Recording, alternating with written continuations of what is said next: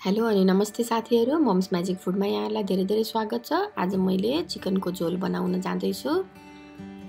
यो चिकनको झोल एकदमै सजिलो तरिकाले धेरै कुरा प्रयोग नगरिकन सादा झोल बनाएर म हजुरहरुलाई देखाउँछु। यसको लागि मैले यहाँ एउटा प्यान लिए। प्यान हल्का तातेपछि मैले यसमा 2 ठुलो चम्चा तेल राखे। त्यसपछि मैले यहाँ एउटा सानो चम्चा जीराको दाना राखे। जीरा राखेपछि एउटा ठुलो प्याजलाई मसिनो गराएर काटेर मैले यसमा एड गरे। प्याज हल्का भुटेर रातो भएपछि मैले यहाँ 4 वटा जति लसुनलाई मसिनो गराएर काटेर पनि राखेर भुट्दै छु। प्याज र लसुन रातो भइसकेपछि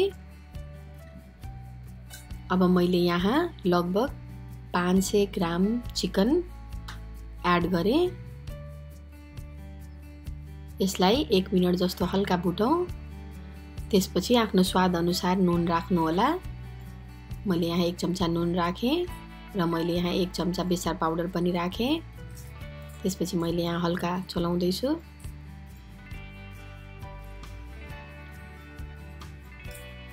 यसलाई चलाएपछि मैले यहाँ 1 मिनेटलाई ढक्कन बन्द गरेर भुटे। 1 मिनेटपछि फेरि खोलेर मैले यसरी भुट्दै छु।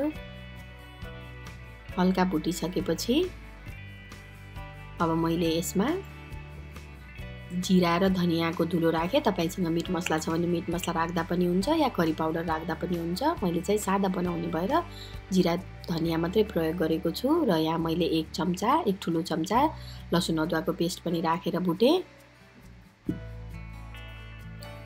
त्यसपछि मैले यहाँ ढक्कन लगाएर 1-2 मिनेट जस्तो यसलाई पकाएँ। 1-2 मिनेट पछि यो हल्का पानी निक्लेर यस्तो भएको छ। अब यसलाई राम्रोसँग चलाउनुस्।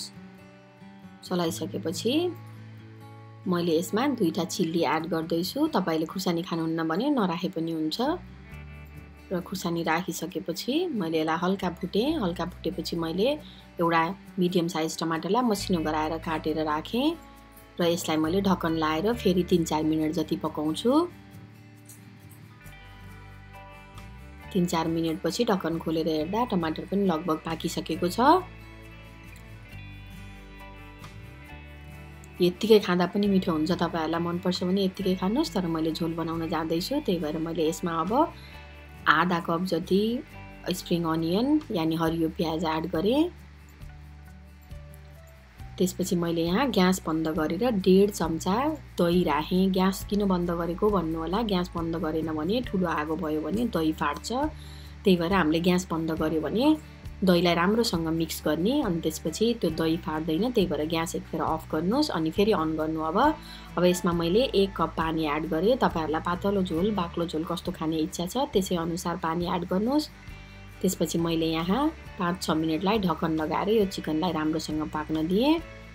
त्यसपछि यो चिकन लगभग रेडी भइसकेको छ। यसमा मैले हरियो धनिया काटेर अलिकति हरियो धनिया पनि राखे र यो खानाको लागि रेडी भयो। तपाईहरुले पनि अब सर्भ गर्न सक्नुहुन्छ र हाम्रो च्यानललाई लाइक, कमेन्ट र सब्स्क्राइब पनि गरिदिनु होला। Thank you for watching.